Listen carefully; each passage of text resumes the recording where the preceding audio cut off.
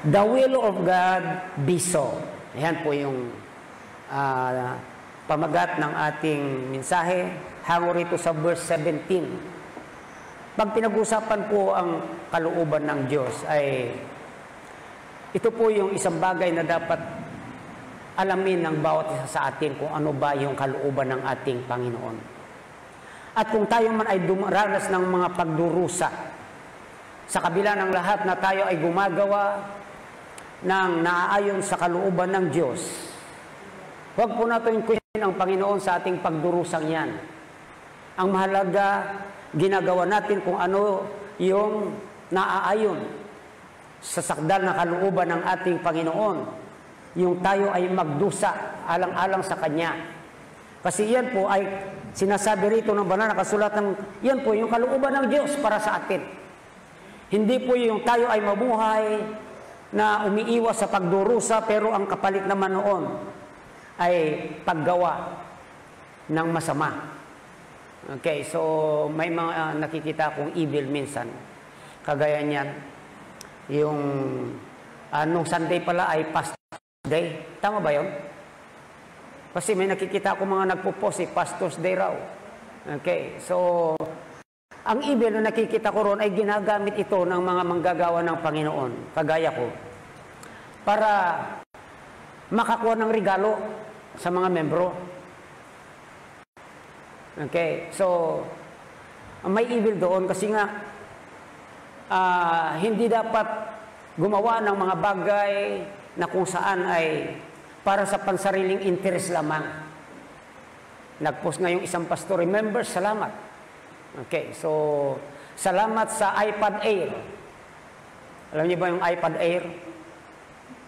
Yung may kagat ng mansanas. Okay, so Apple ba yun? Okay, so salamat sa cash gifts. Salamat sa, ano pa yung mga kanya, pinost niya sa Facebook. Yan pala Pastor's Day. Ganon din yung isa. Okay, so naglipanan na kasi ngayon yan sa mga churches, yung pagka-Pastor's Day. Ayan, lalo na kung birthday ng pastor nila, Pastor's Day rin yun. Iba pa pala yung Pastor's Appreciation Day. Okay, so dala-dalawa yan. Na lahat yan sinasamantala upang yung pastor ay mabigyan. Okay, so ang buhay natin bilang mananampalataya ay dapat po ay matuto tayo na magdusa alang-alang sa ating Panginoon. Yan po yung binabanggit ng banal na kasulatan. Hindi yung ikaw ay mabuhay ng karangyaan pero meron naman evil na nangyayari. Okay, so alam niyo po, tunay na ang buhay Kristiyano ay punong-puno ng pagdurusa. Kung ang isang mananampalataya ay mamumuhay para sa ating Panginoon. Malinaw po yan, sinasabi ng banal na kasulatan. And all that will live godly in Christ shall suffer persecution. Pag sinabing persecution, there is always suffering in it. Hindi po maihiwalay yung persecution sa suffering. Kasi isa pong paraan na mag-suffer tayo ay through persecution. So yun po yung binabanggit na talagang daranas at daranas ng isang Kristiyano ng mga pagdurusa kung siya ay maninindigan o mamumuhay ng may pagiging o ng makadiyos, sabihin na lang natin, o may kabanalan. Pero yan po, yung talagang dapat na akapin natin na klase ng buhay. Yung makadiyos na pamumuhay.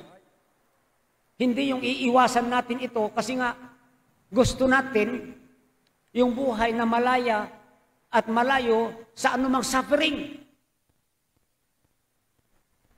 Bilang mga Kristiyano, hindi dapat natin iniiwasan yan. Okay.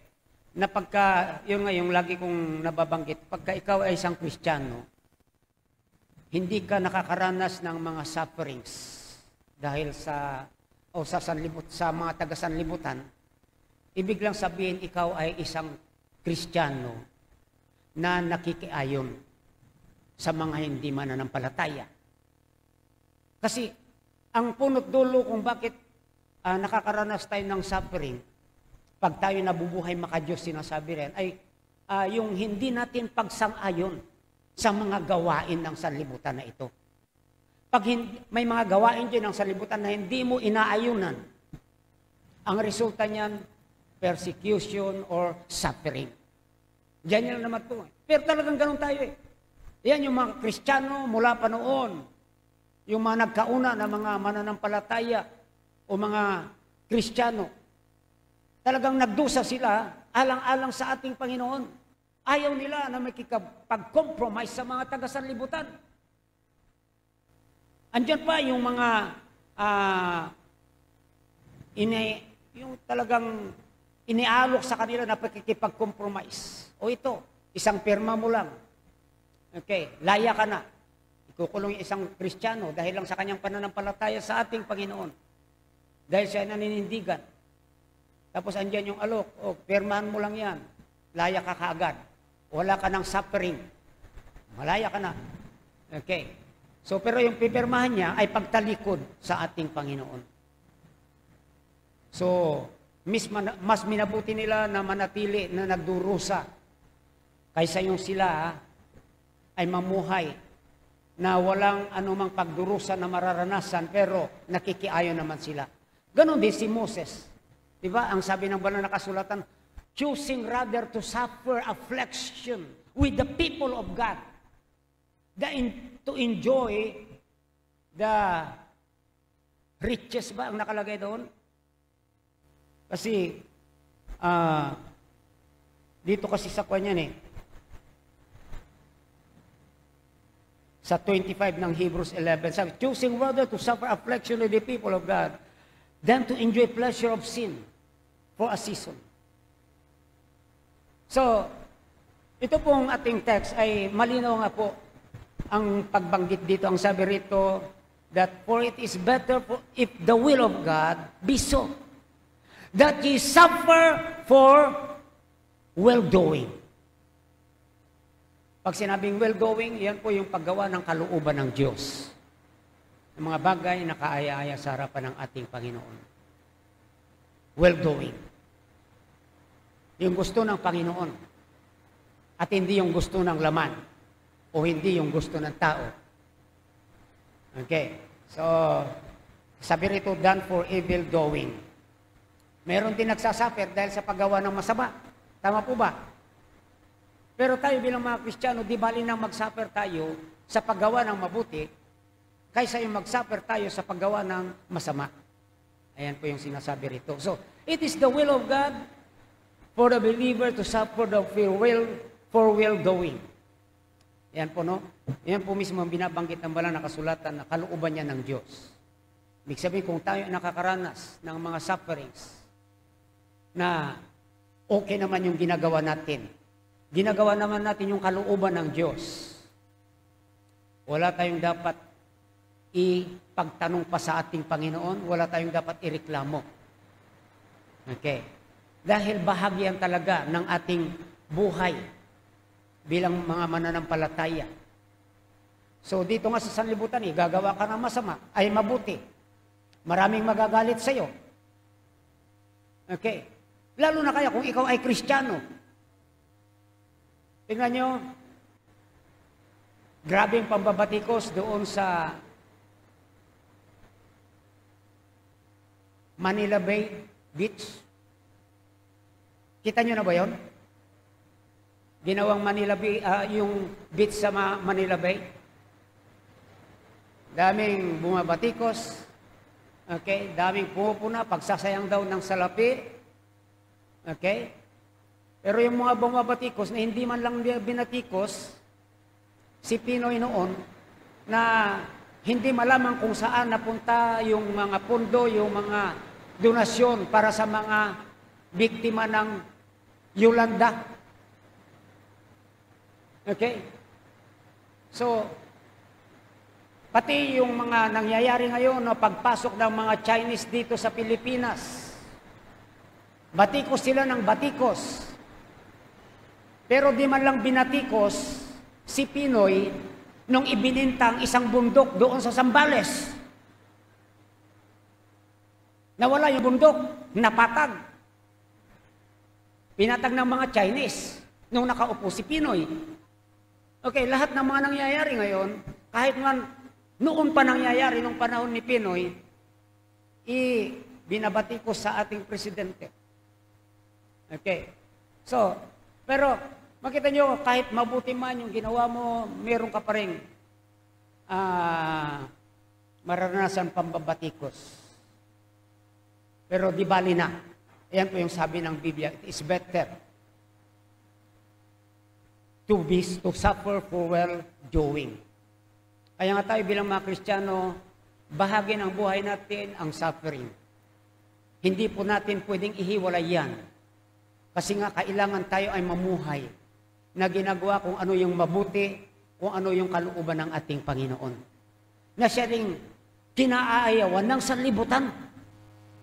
Kahit wala tayong direkta ginagawa sa kanila na masama, yung mga matutuwid na gawain natin, yung mabubuti na gawain natin para sa kanila, yan po ay hindi dapat na ginagawa. Hindi sila nasisiyahan dahil kailanman ang dyablo, hindi nasisiyahan sa mabuti yan. Okay? At itong mga unbelievers dito sa sanlibutan, ay dinidumina po yan ng dyablo. Kaya nga, huwag na tayong magtaka kung pati yung mga mabubuting bagay na ginagawa natin bilang mga mananampalataya ay pinagdudusahan natin.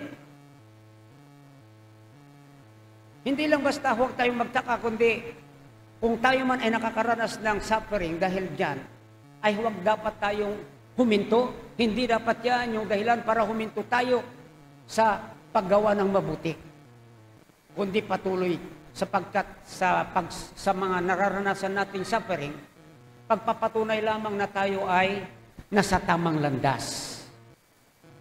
Okay, so what are the advantages we will gain if we suffer for well-doing? Ano naman yung mga advantages ayon sa banal na kasulatan na mapapasa atin? Okay. So here are several blessings we will get if we suffer for well-doing. May mga blessing po na binabanggit ang banal na kasulatan na mapapasa atin pag tayo ay nagdurusa sa paggawa ng mabuti. Unang-una po is courage or confidence.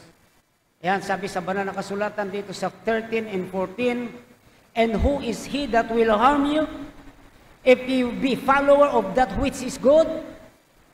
But if ye suffer for righteousness' sake, sabi riyan, happy are ye, and be not afraid of their terror, neither be troubled. Okay, binabanggit dyan, ano? May sinasabi ang banal na kasulatan dito, sabi niya, sino ba ang pwedeng manakit sa atin? Okay.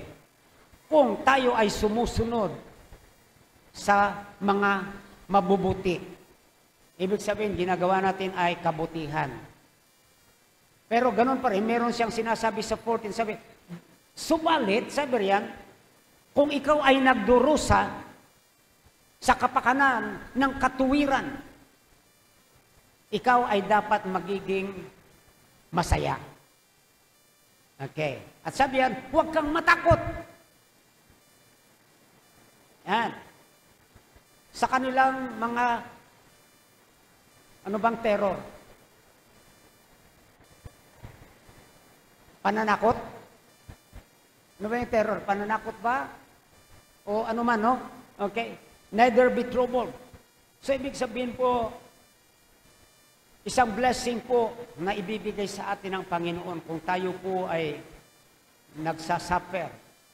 Ibig sabihin yung sasuffer well-doing, talagang tanggap natin yan. Okay, okay lang sa atin na magsuffer tayo sa paggawa ng mabuti. At wala tayong anumang reklamo. Okay, yan po yung ibig sabihin yan. At pag nangyayari yan, ibig sabihin, isa sa mga blessings na ibibigay sa atin ay courage or confidence. Ibig sabihin, kung meron man tayong tapang, lalo pa tayong magiging matapang. Okay, kailangan po natin yan eh. Kailangan natin ang katapangan upang lalong magiging matatag tayo sa paggawa ng mabuti na kahit man meron mga suffering na nararanasan tayo. Okay. So courage or confidence to suffer or to face persecution. Then, courage or confidence to experience sufferings. Ayan po yung mga nakapaloob dyan. Okay? Na kahit alam mo, ibig sabihin, na makakaranas ka ng persecution. Kahit alam mo, na makakaranas ka ng mga pagdurusa, hindi ka natatakot na magpatuloy, na mamuhay, na gumagawa kung ano yung mabuti, okay, na ikasasaya ng ating Panginoon. Kahit na marami ng talagang hindi nasisiyahan sa iyo. Kahit marami na talaga yung mga kumikilos laban sa iyo. Okay, basta't alam mo, mabuti yung ginagawa mo at ginagawa mo yan para sa ating Panginoon. Bibigyan ka ng Panginoon ng courage or suffering para tanggapin anuman yung mga ibunga niya na persecution, para tanggapin kung anuman yung ibunga niya na pagdurusa sa iyong buhay.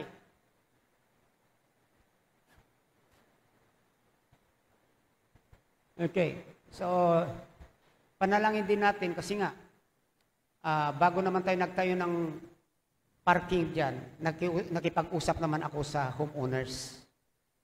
At malinaw naman yung usapan noon, sige magtanim ka, okay, ibinibigay sa akin yung lote, pero talagang magtatayo ako. Ay nung natayuan na, at nabakuran ko, aba, wala naman sa usapan natin na babakuran yung pastor. Magtayo lang kayo, pero huwag kayong magbakod. Pero usapan, magtatanim ako. Mahirap naman na magtanim tayo na hindi babakuran yung tanim. Tama po ba? Kahit nga may bakod pagkatanim na yan at aanihin na hindi mo mapigilan yung tao Lalo na kaya kung walang bakod. Okay, so, tapos ayan na, may mga naririnig na baka nga tanggalin daw yung mga istruktura. Basta sabi ko na lang, kung tatanggalin, di walang problema, tanggalin namin. Okay, so, pero yun, natapos na. Okay, yun na lang gate ang ikinakabit namin. Tapos, andyan na yung mga, kung ano-ano mga sinasabi, pinupuntahan na ako. Na yung mga sinasabi nila, wala naman sa mga pinag-usapan noon. Okay, malinaw naman na kailangan bayaran ko lang yung tao roon na nakaposisyon. At makakapagtayo na doon, makakapagtanim. Okay, yun nga lang, yung pagbakod, ayaw nila. Wala naman sa usapan yun. Kung sana, noon pa sinabi nila, huwag mong babakuran, magtanim ka lang, hindi ko alam kung natuloy pa. Okay. So, kasi walang silbi ang pananim na hindi babakuran. Maliban na lang kung nakalagay sa rooftop yan, okay, pananim mo, sa rooftop ka, kahit walang bakod yan. Pero nandyan lang, open space. Kung sino-sino na lang. Okay. So, pero andun talaga, kung tayo ay, basta ang nasa isip ko lang, huwag lang ako magpakita ng kagaspangan, huwag lang ako magpakita ng masamang pag-uugali o masamang pagkilos. Yun nga yung binayaran namin doon na matanda, sa tuwing pupunta kami roon ng umaga, na nandoon siya, pag nakita na ako, ayan na, hindi natitigil ng kasasalita ng mga masasama. Okay, pero pinapanalangin ko pa rin yung matandang yun, nawa ang Panginoon kumilos sa kanya. Okay, so, sabay hindi naman niya, basta alam niya kasi pastor ako. Ayan, yan, di ba, nabanggit ko, sinasabi niya, pastor na rapist, pastor na kidnapper, ayan, hold-upper, kung ano-ano ng mga sinasabi. Okay.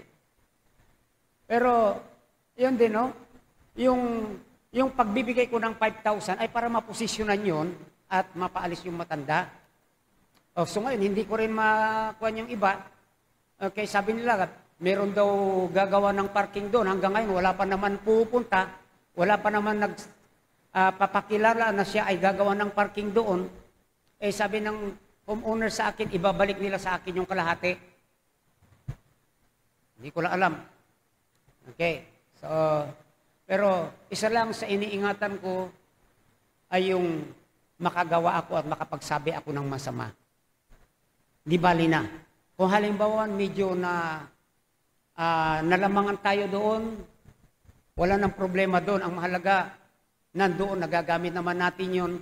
May parking na panalangin natin, nawa ay magtagal na magamit yun. Para naman mabawi yung ginastos doon. Yun lang naman eh. Okay, kasi nga, sabi ng presidente, okay lang naman yan, magtatagal yan. Kasi homeowners tayo, wala naman kon. Pero dumating yung isa. Yun yung pinsan mo yung Mac, yung CGR. Yun yung sinasabi niya kasama si Pilay, na baka raw magkaroon ng petisyon na tanggalin yung mga istruktura. Okay, so first time ko marinig yun, walang sinasabi itong mga ibang opisyales, yung presidente.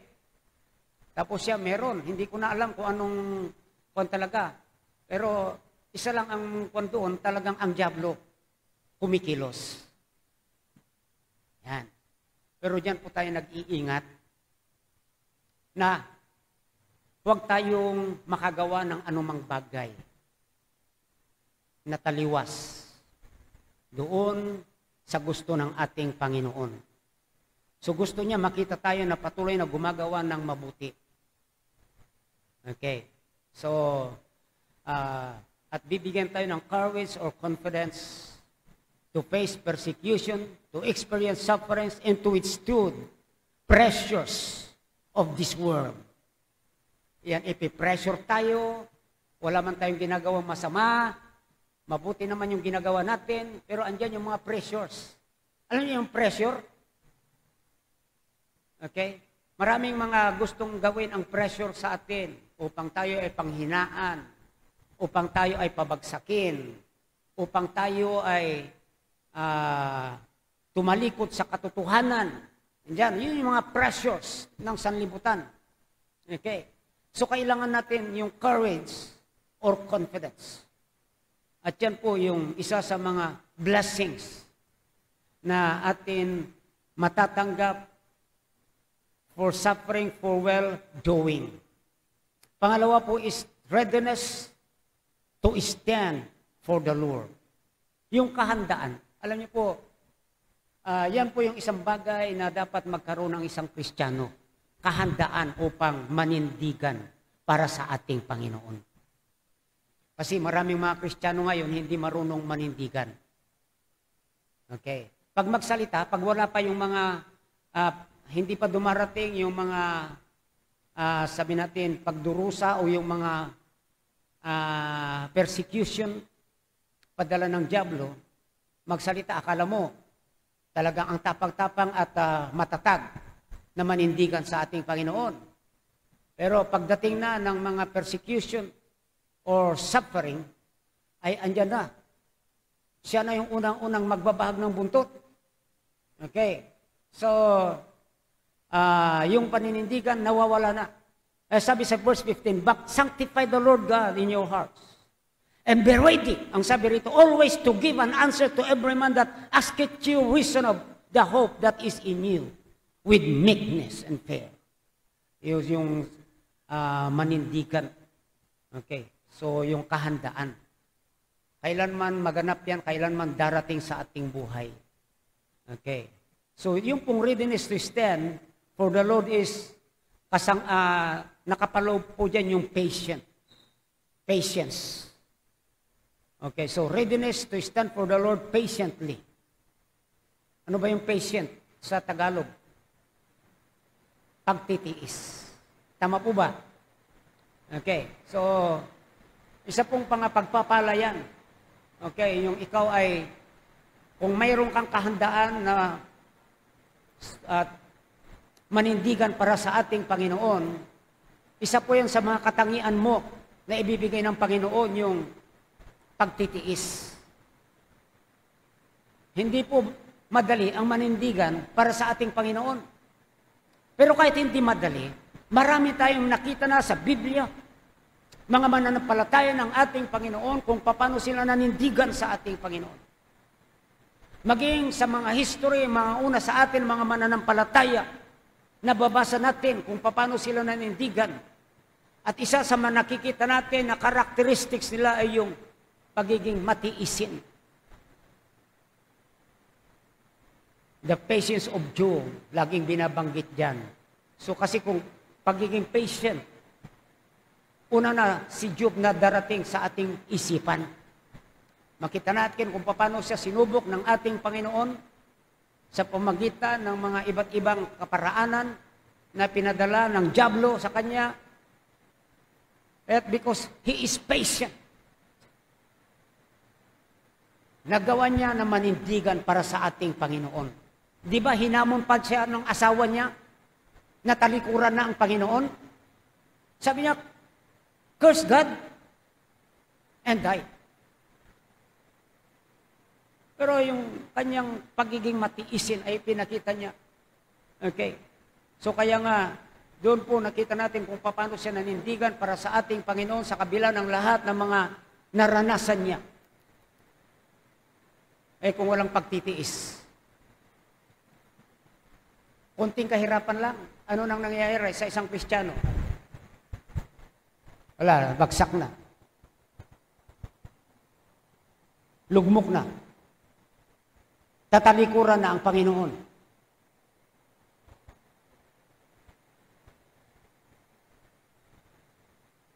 Readiness to stand for the Lord patiently, perseveringly. Ayaw persevere. Nagpapatuloy sa kabila ng mga persecutions or suffering.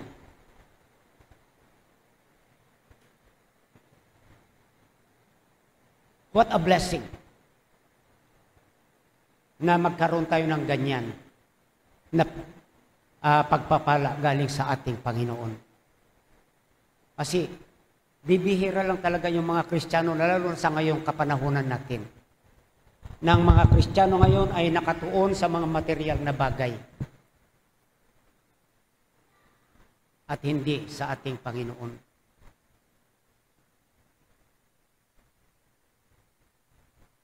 Di bali na huwag manindigan para sa ating Panginoon. Basta magkapera. So sa kanila, nagpapahayag naman na ng palataya, pero mas importante sa kanila yung material na bagay, mas importante yung mga financial na bagay kaysa sa Panginoon. Nakakalungkot. Pero ganyan po yung kalakaran ngayon ng mga nagpapakilalang mga mananampalataya. Yung kanilang pananampalataya ay for sale. Okay. Challenge lang sila, ganyan ba ang Panginoon mo? Bakit naghihirap ka? Di ba mayaman ang Panginoon? Ayan, dadayain sila ng dyablo. Okay. So nga. Okay. Siguro nga hindi totoo ang Panginoon kung bakit ganito. Ayan. So ipagpapalit na ang Panginoon sa pera, sa material na bagay. Pero kailangan natin mag-persevere. Okay. At yan po yung bibigay sa atin ng Panginoon, yung kahandaan upang manindigan para sa ating Panginoon. Andoon yung pagtitiis. Andoon yung pagpipersevere. Yan yung pagpapatuloy sa kabila ng mga na pagdadaan ng pagdurusa at mga pag-uusig. Bibihira na yung mga nagpapatuloy sa Panginoon sa kabila ng mga pag-uusig. Okay, napakadali na ngayon talikuran ng ating Panginoon. Kaya yung kwento ko minsan na, alam ko, gawa-gawa lang din yan sa video eh. Okay, 2 lalaki o 2 pastor pa yan. So hinuli ng mga kalalakihan, dinala sa ilang. Okay, so sabi nila, deny God or you will die. Okay, so yung una,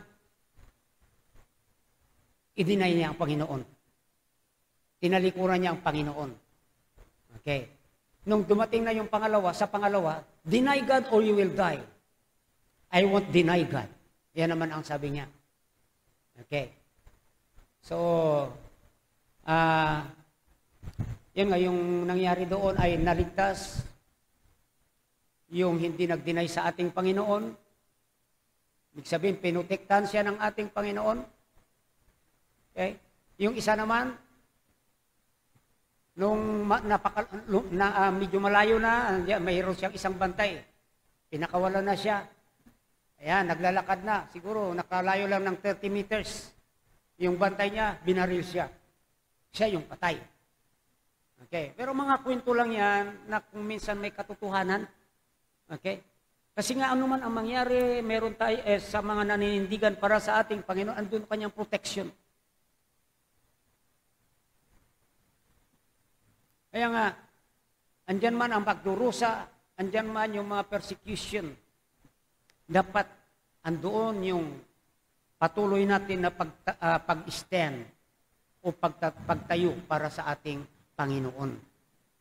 So sabi rito, be ready always to give an answer to every man that asketh you a reason of hope that is in you with meekness and fear. Kahandaan yan para itindig ang ating Panginoon. Manindigan sa katotohanan. Ipaglaban. Kano ang tama. Readiness to stand for the Lord. Patiently, perseveringly, and prevailingly. Ibig sabihin po, kung tayo po ay maninindigan para sa ating Panginoon, sigurado rin po ng kauwit-uwian yan ay yung pagtatagumpay natin. Hindi po kailanman tayo mabibigo at bibiguin ng ating Panginoon kung sa Kanya tayo maninindigan. Sa mga tumatalikod sa ating Panginoon, ang kauwian niyan ay pagkatalo. Ayan po yung mangyayari sa kanila. So kaya nga, huwag dapat tayo malungkot kung tayo man ay nakakaranas ng mga sufferings sa kabila ng lahat na mabuti yung ating ginagawa. Isipin na lang natin talagang ganyan yung buhay natin bilang mga mananampalataya ng ating Panginoon. Sapagkat karamihan ng mga tao sa paligid natin ay unsaved. Tao ng demonyo yan. Hindi tao ng Diyos. Okay? Kaso lang minsan, may mga mananampalataya gumagawa ng mabuti. Ultimo yung mga kapwa mananampalataya.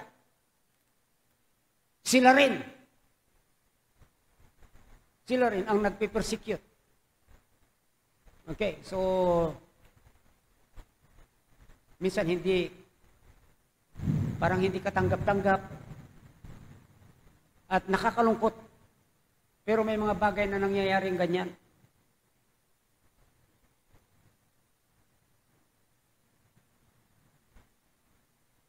Sabi ko, wala na akong ginagawang masama sa mga kapwa-pastor. Pero iniiwasan nila ako. Ayaw makapag-fellowship sa akin. Ayaw kong isama sa kanilang fellowship. Sa hindi ko malaman na dahilan. Okay? Pero wala akong ginagawa. Ayan, kahit inaakusahan pa ako ng kung ano-ano. Ayan, na parabagang mula na pastor ako, wala na akong ginawa kundi maghanap ng support sa ibang bansa. At yan yung balita na kumakalat. Pero alam nyo, kahit man ganyan ay talagang mahalaga na nakapokus lang sa ating Panginoon. Nakapokus lang sa paggawa ng mabuti ayon sa sinasabi ng banal na kasulatan.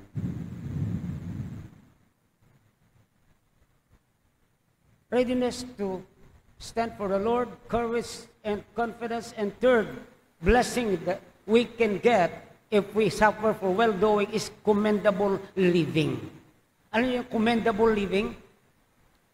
Okay, na yung buhay natin ay isa pong buhay na commendable. Ano ba yung commendable sa Tagalog?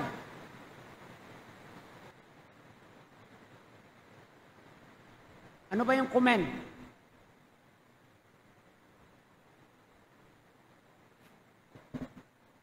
Kasi sabi rito sa verse 16, having a good conscience, that whereas they speak evil of you, as of evildoers, they may be ashamed, that falsely accuse your good conversation in Christ. Commendable yun po yung good conversation. o yung mabuting pamumuhay na wala silang maibabato na o wala silang maipupuna. Ayan. Kung ano man ang pagpuna nila ay hindi talaga yung tamang pagpuna o yung mga talagang kasiraan. Okay? So, yun yung commendable living. Na ibig sabihin na pilit ka man nilang ibagsak pero wala silang makita na dahilan para ikaw ay ibagsak. Kundi, ang masasabi lang ay wala akong masabi sa taong yan. Okay. So, napakabuting tao niyan. Napakabait na tao na yan. Ayun po yung commendable na pamumuhay. Okay. Kaysa yung pagdabanggit lang yung pangalan mo, sasabihin ng tao, ay, yung taong yun, napakasama ng pag-uugali. Yan. Ang daming ginawa rito sa amin yan eh. Nakapalpakan, kabusitan. Okay, so yun po naman yung kasalungat ng commendable living. Yan. Na ibig sabihin, wala man natutuwa sa'yo, pinipersecute ka man, pero yung may persecution na binibigay nila, ay wala namang dahilan upang ikaw ay i-persecute. Okay. So, hindi ka i-persecute dahil may ginawa kong masama. Kundi, kaya ka i-persecute dahil wala lang. Kaya lang, denied sila ng dyablo upang gawin yun. Pero kung titignan yung buhay mo, wala namang dahilan upang gawin nila sa'yo yan. Yun po yung sinasabing commendable living. Yan. Sabi ka, yung mga siraan ka, yan. Okay, nagawa nga na, lagi ko naalala yung sa Makunako noon. Ewan ko, kung si Mrs. ba yun, kasi dahil lang sa baboy na yan eh. Okay, so nagbibigay sa amin yun, pero binabayaran naman namin. Sa utang ng ilang araw lang bago dumating ang sweldo. Tapos binabalita sa mga tao na hindi raw kayo namin nagbabayad. Ngayon yung pinagbalitaan niya ay may karanasan sa amin. Okay? So sabi nung pinagsabihan niya, may-ari ng grocery, hindi ako naniniwala sa'yo. Ayun po yung sinabi, no? Bakit? Ayun na. Kasi, nung nag-grocery sa amin yan, cheque yung pinag-grocery namin eh. Nagsubra yung sukli ko sa kanila. Wala akong kaalam-alam. Pero dumating sila, ibinalik yung sobra. Ayan. Kaya nga yung sinasabi mong hindi binabayaran, kukunti lang naman yung hindi binabayaran sa sinasabi mo eh. Kaya hindi ako naniniwala dyan na hindi ka binayaran. Oh, kasi yung sukli mismo na nagsobra, ibinalik sa kanya eh. Okay, so, ayun po yung kwento, no? Yung masasabing commendable blessing. Pag sinabing commendable blessing, you are a blessing, you serves as a blessing to others. Yan po yung commendable blessings. Tayo po ay living. Tayo po ay nagiging pagpapala sa ibang tao. Hindi po tayo yung nagiging pabigat. Hindi po tayo yung nagiging problema. Kundi tayo ay nagiging daluyan ng pagpapala para sa kanila. Pag yan po, ang isang mananampalataya, masasabi na siya ay nabubuhay ng isang buhay na commendable. Okay. So yan ay resulta ng well-doing na binabanggit ng Biblia. Na kung yun yung focus talaga ng isang mananampalataya, ang resulta ng buhay niya ay isang commendable living. Wow. Not only a blessing to others, but become a good example to others. Nagiging mabuti pa tayong example. Yan. Ano ba yung example? Huwaran? Modelo? O ano ba yung example kasi? Ehemplo. Yan. Nagiging mabuting ehemplo pa tayo sa pagkakaroon ng commendable living. Dulot ng paggawa ng mabuti. Wow. Eh, paano kung ang buhay mo ay liko? Masama. Hindi ka kailanman magiging blessing sa iba. Hindi ka kailanman magiging huwaran ng kabutihan. Yes. A blessing to others, a good example to others, and a good testimony to others. Nagiging mabuting patutuo sa iba. Ibig sabihin din na talagang nakikita sa iyo ang pagiging mananampalataya mo. Nakikita sa iyo ang banal o ang ating Panginoong Jesucristo. Ayan po yung nagiging mabuting patutuo. Nahayag sa buhay mo ang Panginoong Jesucristo. Hindi mo na kailangan magsalita, sabihin, ikaw ay mayroong Kristo sa puso. Okay? Kung ikaw ay isang mabuting patutuo, yung buhay mo mismo na commendable, siya na ang magsasabi sa mga tao na ikaw ay mayroong Kristo sa iyong buhay. That is a good testimony kung ating tatawagin. At last, dito, yung okay yung ulan na, a last blessing we will get if we suffer for well-doing is a better life. Sabi kasi sa verse 17, for it is better. Yan. Okay, so, merong better, merong bad. Tama ba? Okay, pero mas mabuti ang sabi riyan, if you suffer for well-doing. Ibig sabihin, pagka tayo nabubuhay, gumagawa ng mabuti, yung buhay na nakikita sa atin ay masasabing better or best. Yan yung tamang pamumuhay. Yan. Yan yung buhay na akma sa atin bilang mga mananampalataya ng ating Panginoon. Pag sinabing better life, it is a life that is acceptable to God. And it is a life that is glorifying to God. Kaya nga, yung sinabi rito, for it is better if the will of God be so that you suffer for well-doing. Meron pa rito sa Biblia isang verse na kanyan. Hindi ko lang makanyan So dito sa Galatians 6:9, ang sabi po rito, let us not be weary in well-doing. Ibig sabihin, huwag tayong titigil, huwag tayong hihinto sa paggawa ng mabuti. Ang sabi rin dito, for in due season, we shall reap if we faint not. Sabihin yung, tinanim natin na kabutihan, aanihin din natin yan. Ano ang aanihin natin? Sabi ng Biblia, nagtanim ka ng kabutihan, aani ka ng kabutihan.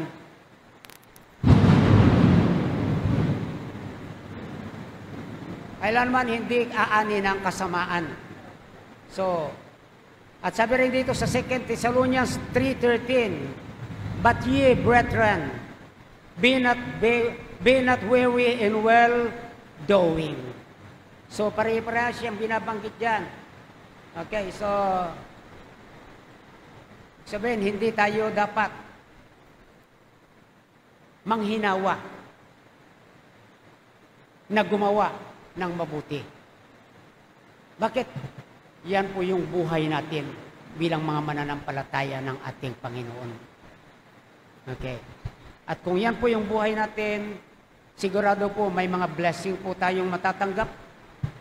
At yun po yung mga napag-aralan natin kanina, blessing na yung courage, readiness to stand for the Lord, a commendable living, and a better life. So tayo ay manalangin.